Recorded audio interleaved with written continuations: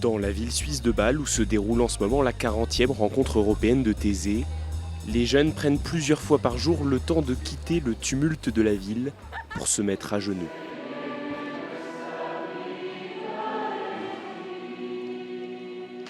Les quelques 20 000 pèlerins sont répartis dans les différentes églises du centre-ville pour la prière de 13 heures. L'occasion de se recueillir, de chanter ou de prendre ce long moment de silence caractéristique des prières de Thésée.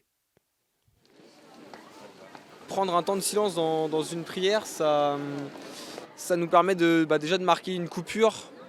Et donc ça a un sens assez fort, c'est un retrait sur nous-mêmes. C'est vraiment un moment de réflexion, voilà, où on reste dans la communion avec les autres, parce que c'est quand même un silence, c'est un silence qui est partagé. Mais voilà, c'est un silence de communion et un silence de retour sur nous-mêmes. Catholiques, protestants et orthodoxes pris côte à côte dans ce temps de prière œcuménique.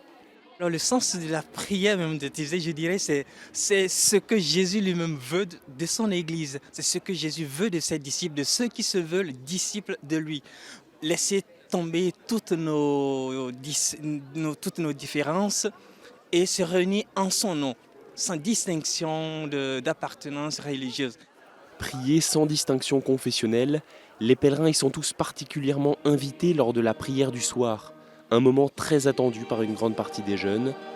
Ils se réunissent donc tous dans des stades pour prier autour des frères de Thésée.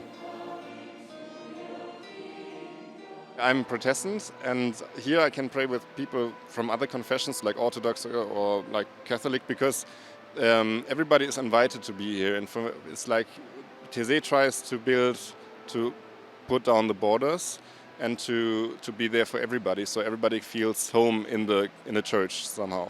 Les jeunes qui sont là, et nous aussi, les frères, nous venons de différentes églises, mais ce qui nous unit, c'est notre foi commune en Dieu, dans le Christ.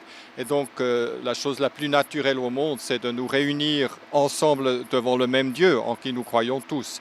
Et c'est pour ça, c'est vrai que c'est d'abord en priant ensemble que l'Esprit Saint peut nous unir. En union de prière, les jeunes prennent donc à nouveau un long temps de recueillement silencieux qui rappelle ces mots de Mère Teresa. C'est dans le silence que Dieu parle.